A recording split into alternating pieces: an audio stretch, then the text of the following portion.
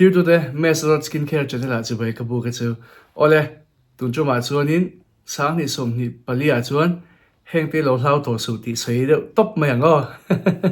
Coin a top 10 million Sakdon near. Ole, hey, Sang ni som ni Pali and Chuan Kaya, Tito Lo to the Gansuya, Lo Lao To Suti Hanti, let Sun some dollar in Titu him in the Vio Karinga. Kain Tashung Lek Zoka. Mà sẽ cảnh sát trung đôn lâu à, anh sang chú kể lâu chuan tụi nghe soi yang, thế hành thì về đi là suy tụi đằng hi nồng vóc xí lâu à, chú hoàng chú anh ý, cái nón soi lẹ thor mấy đô lên đi, cái mà hiền nín, cái mà tệ hiền nín, ole, ý lâu hi cái lâu là ngã khop me skincare, bi cả hiền nín, xia tiền lâu vàng té, hey ôm lâu đều, thì mấy anh cái lâu đều thế cần là lâu tất. Thì top mà he cả base lo đều hi mo kan she ve viau to a ka sia te po hi I kan she ve viau to o ma ka sia te po hi kan lo zi nga la tel thlat me chu wang chuanin cái ngai to harangai ni o sang hi som hi pali ni to sarkar thar kan nei le nga sarkar thar kan oma sarkar thar kan oma I harangai chu wang chuanin chu wang chuanin sang hi som hi pali a chuan heng te lo lau to chu o ma sabera chuanin o sang hi som hi pali a chuan double cleansing hi lo hlau to su o double cleanse chu enge kan ti chuan mai voi ni phi kha nia zantin ti a tha a hlawm lowa chen khatin I por sa ti zau thei ti te kha an lo sui anioma o tin double cleanse kha zantin chu a tha lo ti pol te po khan lo omani oma a tha okay kum thum kum li don skincare double cleansing ti to hianin tun thlengin soi sel na kala nei lawa chuwang chuanin atangkaya apoi mo mai phi fai tluk khaum lawa double cleansing hi a hlawom lawa chuti ro chuan products in manager te pon vun mil lote vun ngei lote chu om ve theilu tuka cleansing oil ate cleansing balm ate turo first cleanse na khan chuwang chuanin in ngei lo kha chuan thu shan lo ni ta se double cleanse kha hlawom pha lawa double cleanse kha chul pha tu ni chuang lawa in ngei zong tur kha chu om dona adang man mai te po kha adang han le mai te po kha mo thil ti mai tu ro ni ya double cleansing lo hlau to su kan ti ngeo sang hi som hi palia chuanin tin mai phi fai chat chuan bal a fai cha mom te a fai cha mai bol te mai duk te tan khana cha em mai ni product kha nge products kha alu chabi ka chu wang chuanin double cleansing hi chu ti ngai ka ti ke ma chun sunscreen in mang emo makeup in mang emo mang lawe mo sunscreen kan mang ve ka sunscreen po phi fai tu kom lawa chu wang chuanin tin I kan mai hi mo in ni vm ka shelawa double cleansing ha ange oil base han ti chen cleansing balm kan mang emo cleansing oil kan mang emo mai han noi che hian ke chu angap deuh ti hi om thin chan chu kan bo ro ka bala tero kan ram bo ro ka bala Thailand à khá chuan in ti ve deuh sakila Thailand bo ro ko na em chu a file tu ka khan om chung khan kamam topa dot sei lo a chuan ai zo lai hian kamam ani kamam top ka am bo ro ha ka vuni na ngei lu tu ka mo chuan in mak deuh chu zana kan han ho a ni lengin kan chuak ve thaw zana kan ho a mai ka phia cleansing oil ka manga mai ngap feel tur khat pakhat ma om lo chu tiang khop chuan an bo ro ka faya chu tiang ka ra po kan mang thawa chu tiang ka lo om phei tan chuan ke ni ang mizoram om aizol mizoram mun sang om tan chuan angai ni apoi mo ni kan ti deuh do ni double cleansing hi apoi mo sia lo hlau to su hlau chi ni lo a chalu tuka ti ngai zo ka ni apan hi na ka kaldon apan hi na chuanin products angai rang man hi a chalowem a hlawomem angai reng man hi kan vun tan apoyem zona ka don fo ania poilo product sin ngei phot chuan angai reng man kha poilowa chu wang chuan sa ni som hi palia chuan products ngai reng man kha lo hlau to su chuan ka soi lu chu he kan soi belenga products i ngei to chuan entina serum cleanser face wash ilong ngei hlom mai ni adangi try out sa ka a try out theivek ma se ingei a kha chu kalsan hnal mai lo la mang ve chang ri la kan ti du ani mang ve sham la mang ve chang la ti chuanin enge voi le khata i products kha ngei ma la wele khata result a ron lang pop pop lawang mai duk te phei chu result hi alang mo alang har to ni thanga chung kamang enge thanga chung kamang to eng ma la lang lo ti te po kha kanom china ala rei lo lu tuk mai duk nan chuan mai duk hi a re mo khop maya mai duk chung sang hi soile langai don kan la soileang chu wang chuanin i products ingeya i man reng chuan acha athei ivunin achat puyang chuti ro chuanin i thla kwal zut chuan ivunin a zo lo pal theya inge kha angai kha mang rangla inge to lo ka ngei to lo nenga kan ti hi chuanin bolte ronoma kha kha ngei lawa kanin ngai thin kanin che thina kan lo man reng ani chuan kan ngei lo na ni lawa thil dang wang khan kan bun khan han sana to khan ni ve ko chung lam pang te pon ni ve de the chuang chuan kha kha i products kha apu ngo thelo i lo man reng to chuan chu ti ro chu i man thara i ngei lo ni chuan thu than lo ni ta se chuan in ka soi tum tak chu i ngei renga enge i thla khun tur chu i ngei to lo po ni lovin products nga ring i manga i lo thak duwa ma se i la ngei tho sia mang chun jom thoro adangi man du pon mang kop me ro mang kop me ro poi lo chuanin i man kop the kha zong mai ula ti chuanin i products i thla khun tur chu a effective to lo we i ngei lo ni lovin ka mai hianin a thok vak to lovin ka hria ka vuna hianin ka vun hian angai nei to a thok vak to lovin ka hria om se om vak lovin ka hria in ti huna chau in thak don nia chu i thla me pol akuma kum hnuwa chau ani yang ka ring i khatianga effective lo hun kha chumo i than hi thuma khan effective lo hal mai lawang chuwang chuanin hun pe ka ngai thin skin care chu hun a duwa hun pe ka ngai thin a rang ve vut vut thelo ma se a result hi adom thin glow set na te khani thin ani ti chuanin a pathum na he poi zola ka dong hnem khop me chumi chu ka le chumi tami chu ka le ka mang kop them foxtail ka le requil ka le arbudim ka ne ya brand sang products sang hi aman kop the mi man kop a hlawam lo mi brands khat chau hi mangila a thazok lo mi a tam chin zona tam chin sang hi som hi polia chuanin products man pol lo hlau to su brands man pol lo hlau to su products man pol thei lo te active active ingredients a man pol thei lo te chu om te me mai ma se kha chu ka soi to chu ma handling ka lo dang en lo wenanga products shim brands shim chu enge brands sang hi a man pol vek thei ni man pol chi chu man pol chi chu man pol vek the video hi lo en zo to ru in en zo ngai a king bai do te ni na zo na king bai do in ron zo ta in en zo lo ti hriat deuh in min ron zo chin chu wa zon zo na te po i en zo lo ti hriat du tuk kha chu video en zo ma chu kanin reply lawang in zo na tam tak hi ka video hian in om chin ka soi chin chu wang chuanin video hin en zo ngai chin ani lo en zo nge to ru ti chuanin san hi som hi palia chon products man pola hlom lawa foxtail vitamin c lo mang theya requil niacinamide mang theya arbutin ni mang the aman pol the vek a chavek chu wang chuanin i engma man pol kha hlom lawa chu ti ro chuanin i ordinary glycolic acid toner lo manga ordinary vek salicylic acid serum milo neya aman pol the cholo brands khat mani se aman pol the chong lawa foxtailami salicylic acid AHA BHA serum te po kha glycolic acid toner te chon man pol chi ani chuang lo khatiang khan man pol the lo chu a man pol the ngang chuang lo ani skin care la chon ti lui pon angai na om lo a the ngang lo chuang chuan in hei i leina re tang po khan a the lo chuang chuan in ai ngai na thiam na khawm the lo ngai na thiam na khawm the lo ni man pol the lo chu man pol the lo ni topa man pol the ero chu man pol the thunga chu lo sarang ru sang hi som hi palia chuanin products chi sang man pol the chu man pol the ni ti chuanin lo hi kan nga khom me palina ka soile do na palina chuanin ka mai bul ka mangam lo ka mai bul se ka mai mum box se ka mangam lo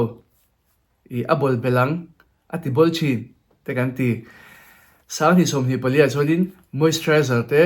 sunscreen te hi mai bol chi ni pon i mamo lo hlau to su i thil mamo kha hlau su mamo lo hi kan hlau lawa mamo hi kan hlau le chin sia chu wang chuanin i sang hi som hi palia chuanin kan kal dik chat to moisturizer mai bolina in mamo na chu mai bol kha pem mani to ni maya chuan pem pakhat ani ni va pil khel kha pem mani lo maya chuan chu wang chuanin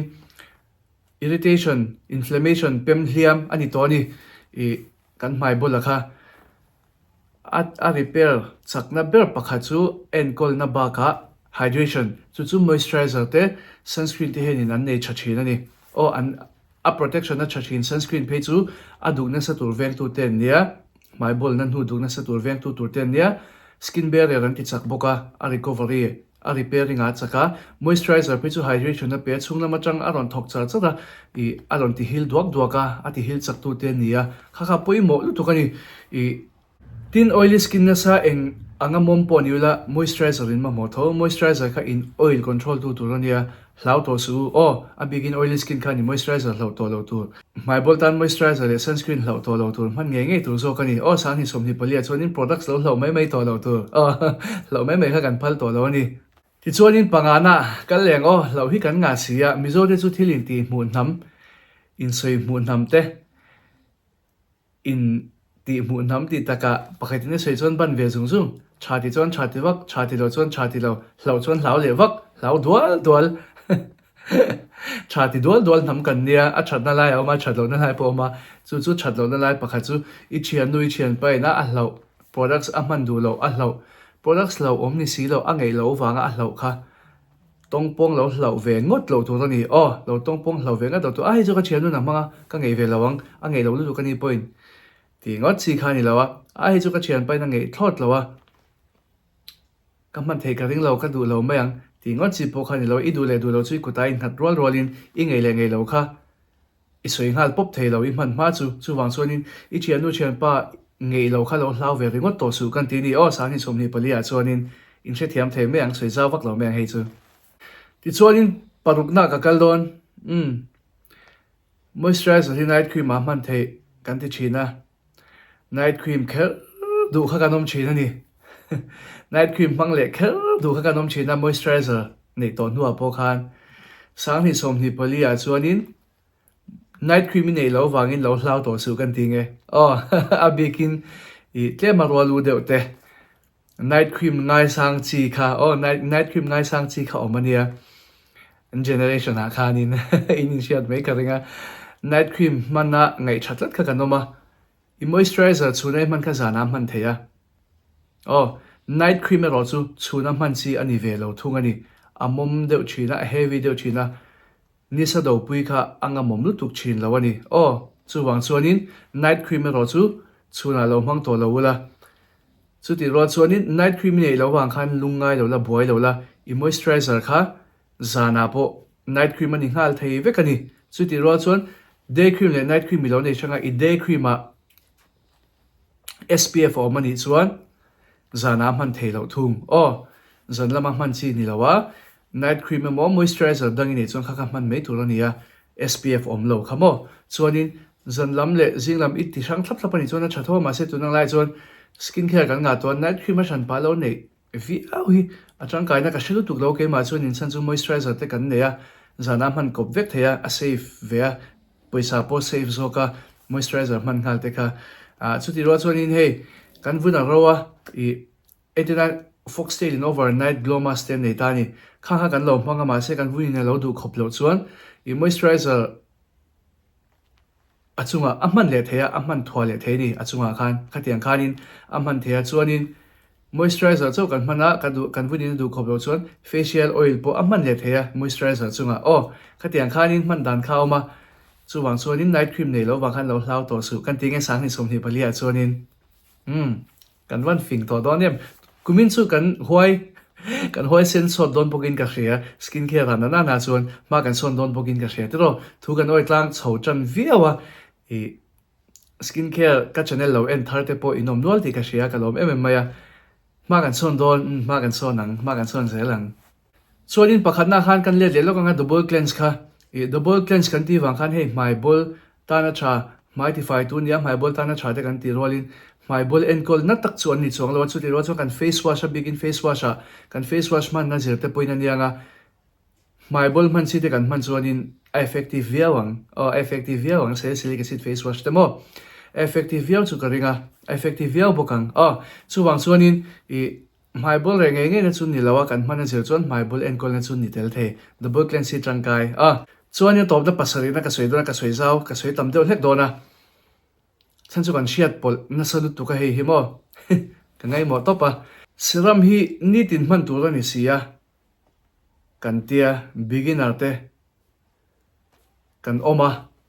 beginner steps in mangru kan ti china nga tinge kan chiang lo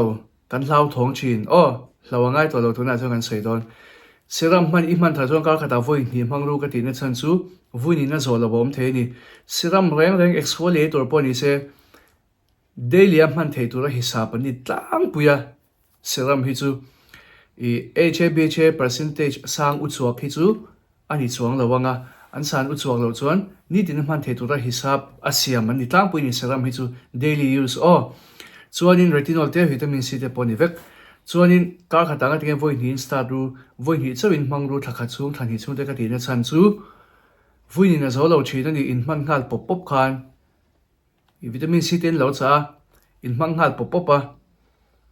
in vui ni na zo lo le a ka ngei lo in ti le rengota khami om lo nan khan